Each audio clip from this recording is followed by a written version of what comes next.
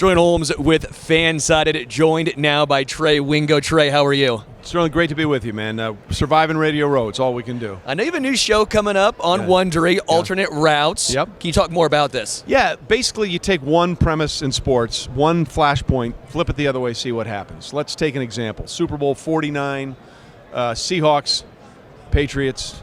Seahawks are on the 1-yard line, second and goal. How about handing it off to Marshawn Lynch instead of throwing it inside to your fourth best wide receiver and Malcolm Butler picks off the play?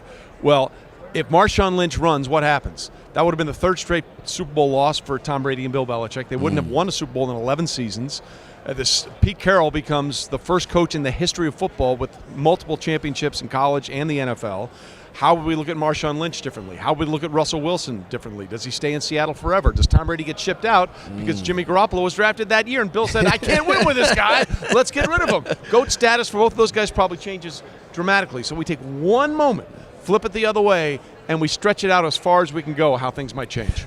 I love the premise. Thank you. And let me do one with this current matchup here. Done. What if Jimmy G makes that throw? To Emmanuel Sanders. If Jimmy G makes that throw, is he still the guy in San Fran? Is Kyle Shanahan viewed as a guy who's no longer, which by the way I find interesting, Kyle Shanahan's now in the same shoes that Andy Reid found himself in Philly. Correct. An offensive genius. Yeah. A guy who is moving the game forward, yet he never seems to get over the hump. Yeah. What about that one? Well, I like that one, except my initial response would be, and then Patrick Mahomes would get the ball back and win. Thank you. But you're right. It was a leading like question. Emmanuel Sanders was wide open, and Jimmy G missed him by 7 yards. But you mentioned the Kyle Shanahan thing. I think that's very interesting because I think there's more pressure on Kyle Shanahan than any one other person in this entire game. Super Bowl 51. You're up 28-12 with 8 minutes to play or 9 minutes to play against the Patriots. Yeah. On 3rd and 1, why are you doing a 7-step drop, which allows Dante Hightower for a strip sack fumble? And here comes the greatest comeback on Super Bowl Sunday. Run the damn ball. Even if you don't get the first down, the time that comes off the clock, and the punt, if it goes 40 yards, flips the field, they run out of time. So with what happened against the Chiefs in Super Bowl 54, where after the Chiefs had scored to make it a 3-point game, he runs it on first down, gets 7 yards, and throws it on second and third down. Yeah. No time comes off the clock. They're both incomplete. Chiefs get the ball back and score. Kyle's got to find a way to get it done on Sunday. I think what's interesting is Andy Reid, again, was known for some clock issues early on. Absolutely. You've not heard those rumors pop up very often. Going to the Ravens game and the AFC Championship game for me, this was a huge step, not just from Patrick, but from Andy Reid as well. Yeah. Normally it's, hey, we're going to throw the ball. We're going to keep the offense going. Yeah. But in that game, they saw they had a 2-score lead. Yep. They said, we're not making a mistake. I know we have Mahomes, and this is what Tom Brady and Belichick did forever, and for me, it gave me a almost greater appreciation for Tom. Sure. Where you know he can make those throws. You know if they wanted to still be aggressive, they probably could, but why take the risk? The defense is playing that good. Yeah. Why would you even risk it? See, you're 100% right. And Bill Belichick has a mantra, more games are lost than won, and he preaches that to his team. So let's not beat ourselves. Go look at the AFC Championship game. The Ravens had 3 turnovers, 2 in the end zone. They had 5 personal foul penalties, all of them obvious and egregious. If you're punching people or headbutting the opposing quarterback, that's going to get called every time. The taunting penalty by Zay Jones backed him up after that great play. They weren't going to beat themselves, and they said, if you can beat us, great. And then when we had to close it out, what do? We hit Mahomes on 3rd and 9 with Marquez Valdes-Scantling, who suddenly grew hands again and had a 32-yard catch to seal the game. In moments like this, and people always say, well, we're going to be who we are. No, do what's necessary to win. And you look at the NFC Championship game, all right? Dan Campbell going for it twice on 4th down in the second half. He kicked the field goal at the end of the first half because it was the prudent thing to do, to put them up by 17. So the Niners go down and score and cut the lead to 14. It's 4th and 2 from the 28. Wouldn't it have been better to calm a team down that's never been in this situation before? Kick the field goal and, guys, we played half the third quarter. We still have a 17-point lead. Don't do it. It's what we do. What's necessary to win the game? That's what you have to do. You mentioned the egregious penalties from the Ravens against the Chiefs. Now, we have a lot of Kansas City Chiefs fans that listen to us, and we get defensive sometimes. Chiefs fans get defensive because I think a lot of folks in the media like to say, well, you know what, we can get 31 other fan bases behind us if we blame the refs. We're tired of this. It happened against the Patriots too. Now, the Patriots had obviously some rules came out of it. The Tuck rule, Bernard Pollard, actually former Chief, that hit Tom Brady. But what it comes down to is, do you think that's something that the media tries to not you obviously, No. but just in general, like people who try to get a following on the X, they go, I can get 31 other teams to follow me. Yeah. I might lose one fan base, Right. but I get 31 others. Yeah, look, it's an easy thing. And here's what I would say.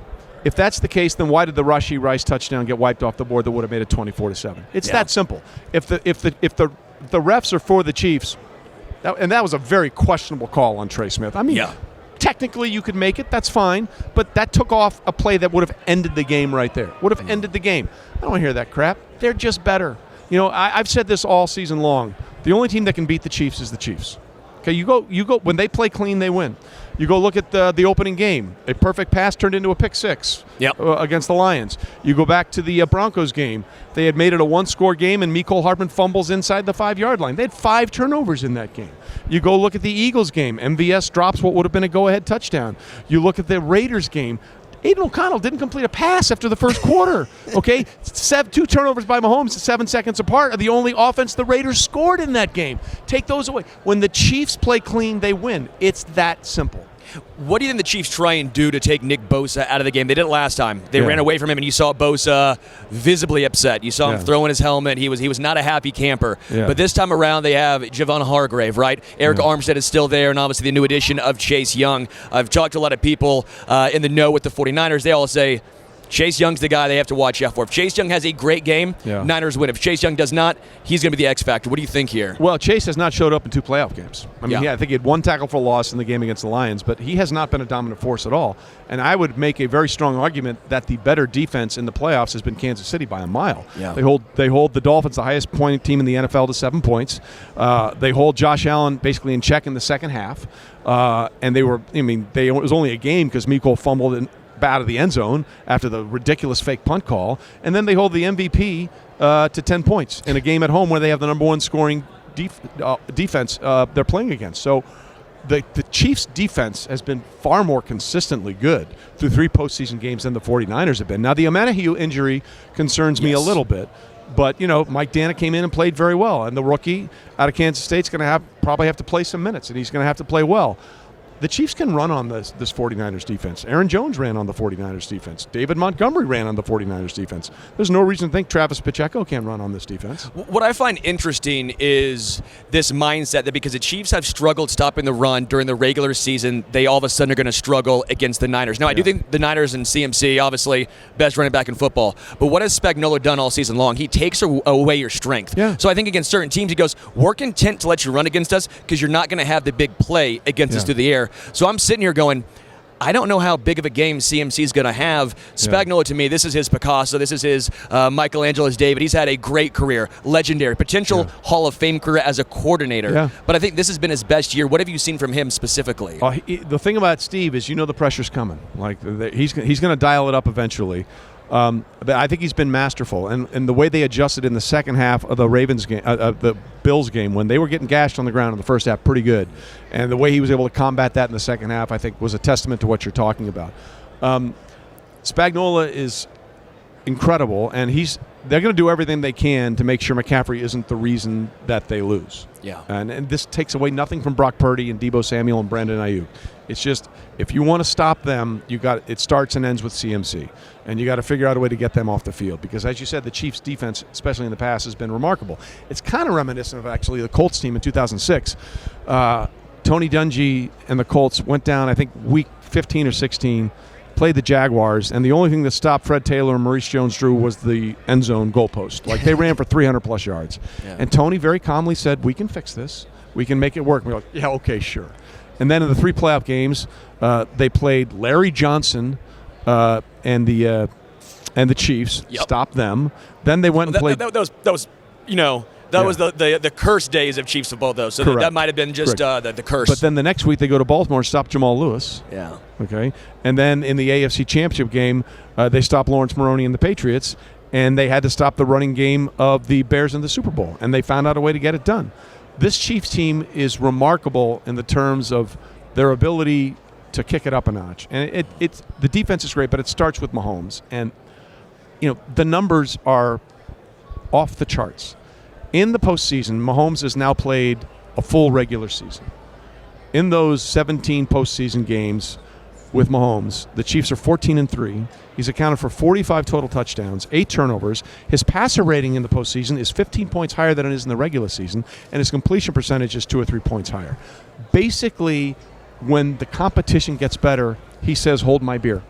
And that's what he does. And with this defense, why would you bet against him?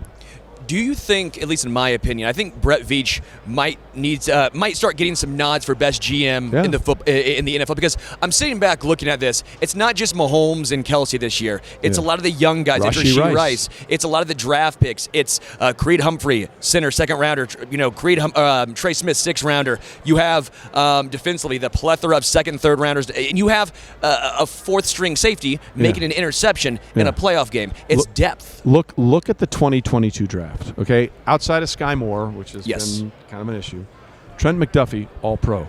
George Karlaftis, double-digit sacks, constant pressure. Brian Cook, Joshua Williams, Jalen Watson, Isaiah Pacheco. Yep. I mean, that's a draft that allows a dynasty to flourish. Because as you said, these are all 2nd, 3rd, 4th, 6th, 7th round guys that are starters that you don't have to pay for 4 years. Yeah. Okay, this is how you get a dynasty. You pay your quarterback. You hopefully going to have to pay Chris Jones. I don't know what they're going to do with L'Jarius Sneed. I don't think Willie Gay is going to get paid this offseason, but I think Sneed and Jones would be the priority, obviously, on defense. And then you count on these young guys that you draft until it's time to make a decision on them. If you can only keep one, you going Chris Jones or Sneed? Obviously, Sneed's younger, but a lot of the more analytical community says cornerback production is like a closer in baseball. Yeah. Year over year, you might be great. Next year, you might get shelled. More predictable with a defensive tackle. Well, the way I look at it is a shutdown corner covers one receiver. A consistent pass rush covers all of them. I would always pay the pass rush. I like that. I love L'Jarius Sneed, don't get me wrong, but he's locking down one guy. Chris Jones can take everybody out. Yeah. How many people in the pattern? I get to the quarterback, it doesn't matter. It doesn't matter. Before we get into the actual game and score itself, I got to ask you, your name's Hal, right? How'd you come up with Trey? Great basketball player? No, terrible. I'm a third. I'm the third Hal, Wingo in my family, and my family's from Texas. They play dominoes. A Trey is a 3. That's what it was. That's incredible. Yeah. Or in really boring. One of the other. Well, I know. It's still entertaining. I guess one of those you two don't things. know about it. I think it's entertaining. Yeah. As far as score prediction goes, what are you seeing in this game? X factor, final score. There's a million things that we can talk about, but at the end of the day, do I count on 15 to get it done? And the answer is yes. I'll leave you with one other nugget. We've been keeping defensive stats or quarterback stats in the NFL since 1950. Minimum 10 games. Yeah. The Chiefs have fallen behind by 7 or more points in 10 postseason games. The Chiefs' record with Patrick Mahomes in those games is 8-2. It's a winning percentage of 800. You know what's second on the list? The teams that Tom Brady played for, the Bucs and the Patriots. His record is under 500 at 10-11. Now, granted, it's a bigger sample size. The guy's a stone cold killer. He's a killer. He prepares for these moments. Kelsey looks 24, not 34. They're ready. They're ready to do what is necessary. Everyone also go check out Trey Wingo's new show on Wondery, Alternate Routes. Yeah. Trey, really appreciate it, man. What if the Bills hadn't traded with the Chiefs to get Patrick Mahomes, and Patrick Mahomes is in Buffalo and Josh Allen is in Kansas City? Do you go through that one? Is that going to be on there? What if the Bears go for, instead of going for Mitch Trubisky, go for Patrick Mahomes? Excuse me, Pro Bowler. Yeah, Mitch. sure. You bet. Hey, Trey, appreciate it, man. You got it, Sterling.